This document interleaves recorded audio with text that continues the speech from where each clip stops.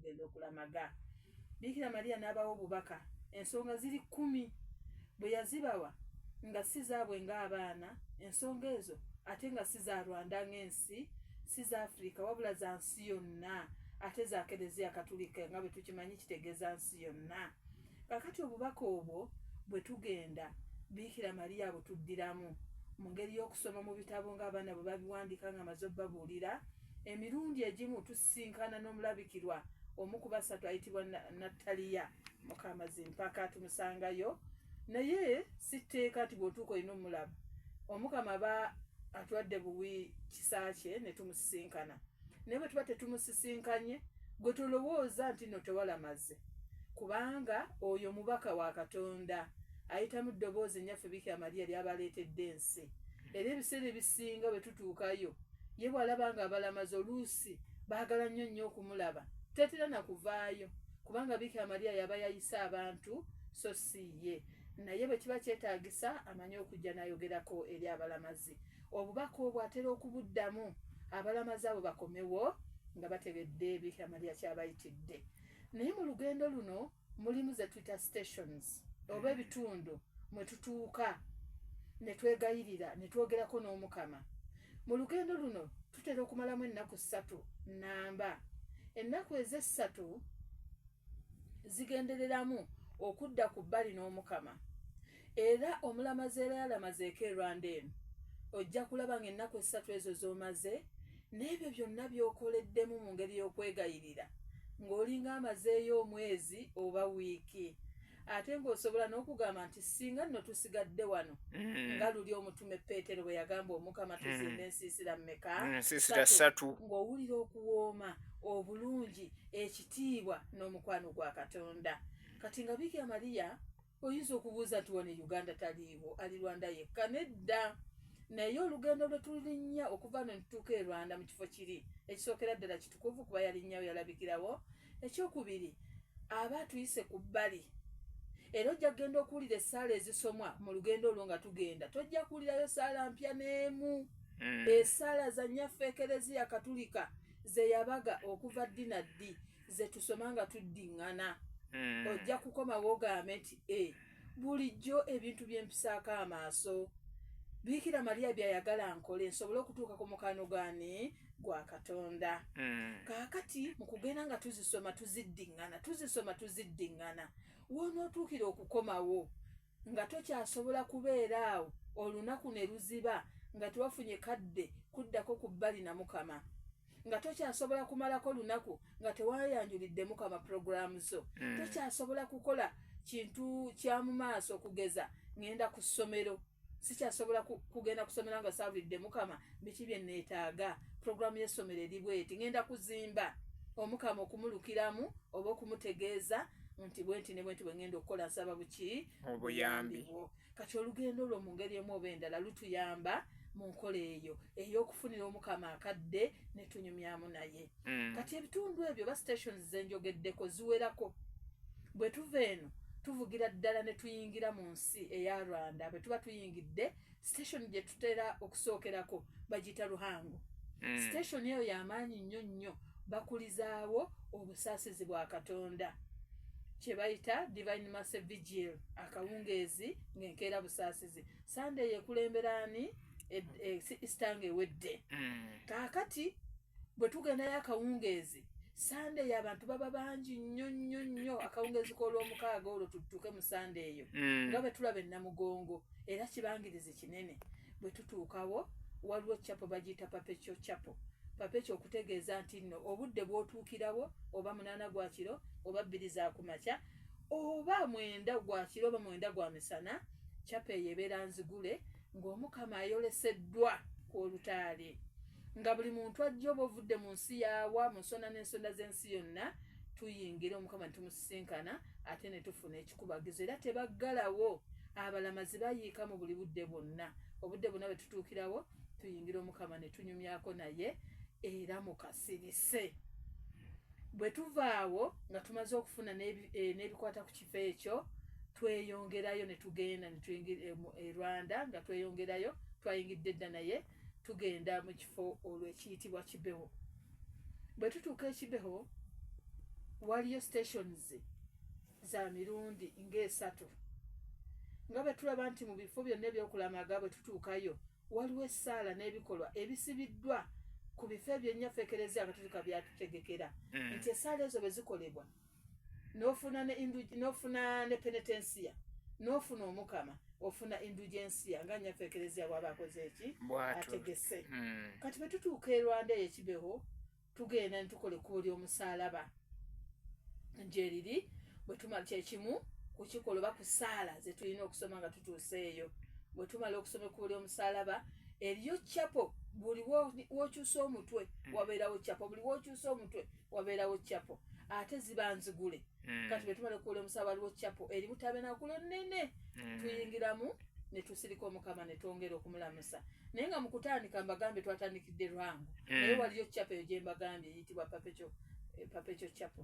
kati neeno bwe tumala okuwera omusaalaba nga tugiyingiramu bwe tumaliriza ne tweyongera okwegayira mu ssaala zaffe ssekinnoomu olw'okuba nti essaala eza gurupu ziba zikoze eki ziwedde ne gye tusula yonna wabeerayo chapo kiri ekifo bwe kituukamu omukama ali buli wamu buli wossa omutwe omukama waali mu tabernakulo mwaliko olutaali obudde bukya enkeera waliyo kye bayita ekkubo lya sappule ekkubo lya sappule eryo yeyitibwa Rosaali way of the Rosary kati eyo gye tujja amazzi omuntu ayinza okulaba ng'oleesa akadomola k'amazzi n'omuwako ekitundu ky'ekikopo n'agamba yi Elizabeth ng'oli mukozi naye nga tamanyi litataano gye yavudde nga yavudde ewala eyo ate mu kumala okugikolerera ennyo nga ndi wamu ne nnyaffe Bikira Mariya era kyekimu ku birabo Bikira Mariya byagaba ng'abantu bagenze mu kifo ekyo agaba amazzi ago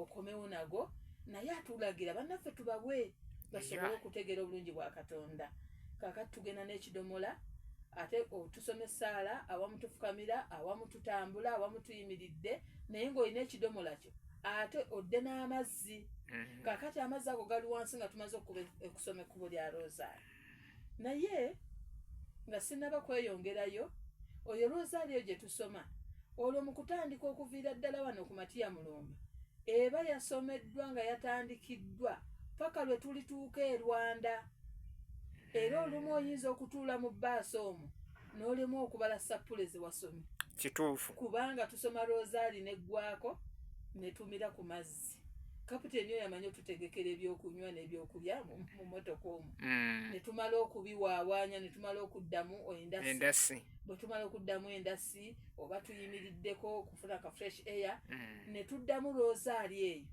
singa omuntu abuuza Rosaali kyeki era kyekibuuzo kye mbadde ndeeta nti kati yali eri tamanyi Rosaali kubanga kati twatuuse mu mwezi guno gwe tulimu mwezi gwa nnyaffe Bikira Mariya era tuguyita omwezi gwa Rosaali kaakati awo njagala otutangaaze Rosaali yeeriwa omuntu amanye nti mu mwezi guno ddala nsoma Rosaali oba sisoma Rosaali kati omwezi guno ogwokutaano baguyita gwa sappule waliwo enjawulo wakati ya sappule ne Rosaali sappule ye chaplet eyo sappule emu eno nga gye nyambadde eriko ebikolwa ebitaano ebyo yeebulira ku kitundu ky'obulamu bwa Mukama waffe Yezu Kristo okugeza nga nnyaffe ekereziya bw'atutegekera nti olw'essande ng'enkeera byakitiibwa ate olwa Mande olwokubiri paka bwe tutyo ate mu sizoni ze ng'ez'amazuukira n'ez'amazaalibwa ne tusoma ekitundu kya sappule okusinziira ku budde obwo bwanki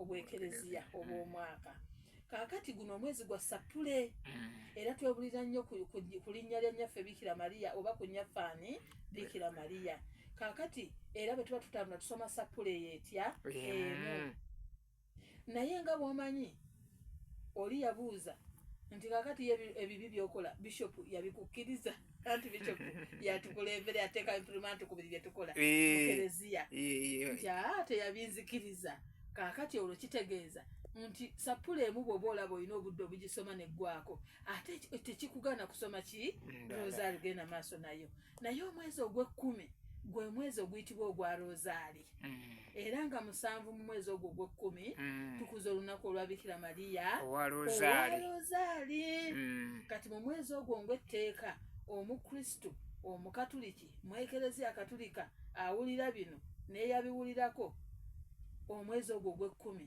olunaku terwandikwiseeko nga tokoze eki nga tosomye rozaali. Ayogedde sapule rozaali takyogedde kituufu. Rozaali yeriko ebikolwa bina ebya sapule okugeza ebyessanyu, ebyekitangaala, ebyokunyolwa n'ebyekitiibwa gye bayita sapule ennamba nga yeebulira ku bulamu bwa Mukama waffe Yesu Kristo bwonna. Ng'otuulaawo n'ogisoma otandika n'enzikiriza Katonda ng'akabonero kawedde n'ebyetaago. Nzikiriza Katonda bweggwa sapule nga bwetambula. Kati bw'otuuka mu bikolwa ebyessanyu ng'obimenya era nga bw'okola mu sapule eri etya emu. Bwe biggwako toddayo mu nzikiriza oyungawo buyunzi ebikolwa ebyaki ebyekitangaala. Bwe biggwako ng'ogenda mu byokunyolwa, bwe biggwako ng'ogenda mu byaki mu byekitiibwa. Kaakati ebyekitiibwa bwe biggwa olwo nga weeyongerayo soma Mirembe Ali Kabaka Omukyala ng'ogenda mu maki mu matendo sapuleyo rozaaliyo eba ewedde buki bulungi. Kati olw'okuba olugendo luno luwanvu rozaaliyo gye tutambula nga tusoma nga tugiddiŋŋana era sapule rozaaliyo bw'ogiraba mpanvu okusinga eneemu eriko ebikolwa ebyo bina. Era rozaali eyo efaanaganako nga sapule gye tulina kati mu ekereziya eyitibwa eya weebale Yesu oba Thanksgiving Rosary oba Thank You Jesus. Eyo eya Yesu eriko empeke enjeru wakati nga waliwo empeke ki myufu oba Eucharistic Rosary. Kaakati naye amapeesa gonna oba empeke eziriko zonna zenkanankana omuwendo neziri ku ki ku rozaali. Naye lwakuba yo ogamba bugambi nti weebale Yesu weebale Yesu, bw'otuuka ku mpeke ennene ng'ogamba weebale Yesu. Kati zifaanagana oba olira eri osobola ogisomerako rozaali ate osobola ogyebalizaako Omukama. Kati nja kusaba Abakristu tusikeyoko ku nnono zaffe, ku nnono y'ekereziya Bikira Maria gyagala nnyo. Kati mu mwezi guno ogwa sapule tusomeyo sapule naye si tteeka rozaali osobola ogisoma naye nga gwo gwa sapule wabula ogw'ekkumi gwe gwa rozaali. Kati mbabulidde nti bwe tuba tusimbuka ku Matiya Mulumba yo rozaali gye tusoma nga tukola ki nga tutambula. Era Abakristu abasinga ekigambo sapule esukka mu emu kibamenya nnyo era kibatawaanya. Naye bwe tuba tugenda mu kulamaga kuno Omukristu agenda okukomawo ng'ekyali kimutawaanya akizudde nga ye yennyini yateefaako n'agamba Bikira Maria nga mulungi okukoowoola emirundi egikola ki egiwera. Era tukomawo nabo ne bagamba nti sikyasobola kuzibya budde nga sisomye rozaali. Tubulirwa abatuukirivu ng'omutuukirivu Padre Pio yasomanga sapule ziwera. Nasomanga sapule nga 32 omuddu wa Katonda Monsignor Rosias Ngobya naye yasomanga sapule ziwerako nnyingi. Era bwe tugenda mu bitabo Bikira Maria tubulirwa nti abatuukirivu bangi mu ggulu balina ekitiibwa ekyenjawulo n'ekyamaanyi olw'okubeera nti baasomanga nnyo ki sapule. Kaakati omwezi guno tubajjukiza mu ngeri enjawulo tugisome nnyo nnyo okusinga bulijjo ate tubuulire ne bannaffe. Teweekweka gisome mu budde bwo naye ate n'abantu ku mikutu tubabuulire. Kati bwe tuva mu kkubeera erya sapule ne tuvaayo n'amazzi tukomawo. Bwe tuba tukkirira ku lusozi ate kati bwe tukoma tuluwalampa okutta akadomola oba ekidomola kyo okusinziira ne kye waleese ate ne tukomawo ne sapule eyitibwa ey'ebibonyoobonyo omusanvu. Sapule eyo Bikira Maria nnyaffe ng'atuuka e Kibeho e Rwanda ly'eddoboozi mwe yayita okujja. Ye yawa abaana abo omwana ayitibwa Maria Clare gwe yagiwa n'amugamba nti genda ogiyigiriza ensi yonna. Sapule eyo nnungi nnyo nnyo bw'ogisoma n'engeri gy'ekuwa enneema ogumiikiriza ebisoomoozo by'olina okuyitamu ng'Omukrisitu mu kifo ky'okwemulugunya n'obuulira n'ayita ku kkubo otegera butegeezi nga ki ky'olina okukola okusita mu mbeera eyo. Kati Bikira Maria abuulira buli mulamazi atuuka e Kibeho e Rwanda eyo nti njagala oyiga sapule eno. Bw'omala ogiyiga gisome lunye, bw'omala ogisoma olunye ogiyigiriza abalala. Kati n'atugondezaamu n'agamba bw'oba tosobodde gisoma buli lunaku gisoma tisiti olwokubiri n'olunaku olwokumeka olwokutaano.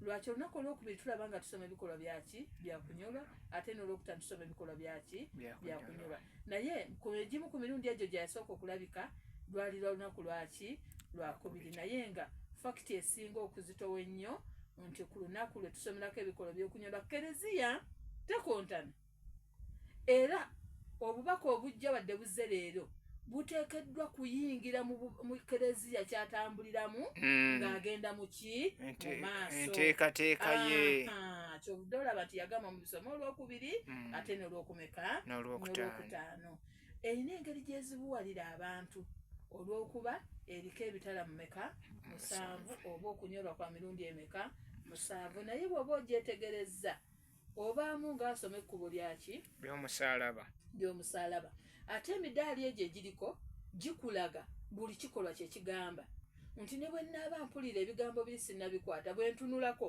manya nti ekikolwa ekyokuna kigamba Mariya asisinkana Mukama waffe Yezu Kristo asisinkana nnyina mu kkubo eriraga ku ki Kalivaliyo ekyokutaano ngenda okulaba nga Yezu akomereddwa nyaffe Mariya ali kumpi n'omusalaba gw'omwana we era Yezu ng'afiirwa ku musalaba obuswandi bwamusensera ddala mu ki mu busomyo kaakati bwe birungi ebiri Bikira Mariya agamba nti esapuleyo bw'esomwa eddaabiriza nnyo omutima gwe kati ate bw'emala okumuddaabiriza na buli yenna agisomye naye amukola ki amuddaabiriza kaakati mu bufunze bwe tuba tugenza okulamaga mu kifo ekyo tugenda okukomawo nga sapule ezo za mirundi ebiri zo tutegedde engeri gye zisomwamu tuyize n'amagezi nsobola gisoma ntya era kinyanguyira kitya ne kitambeerera kiki kizibu okubeera nga nkola ki nga nsoma sapule eyo tugenda okudda nga tutegedde nti kinyamba nnyo ate embeera mpadde Omukama obuki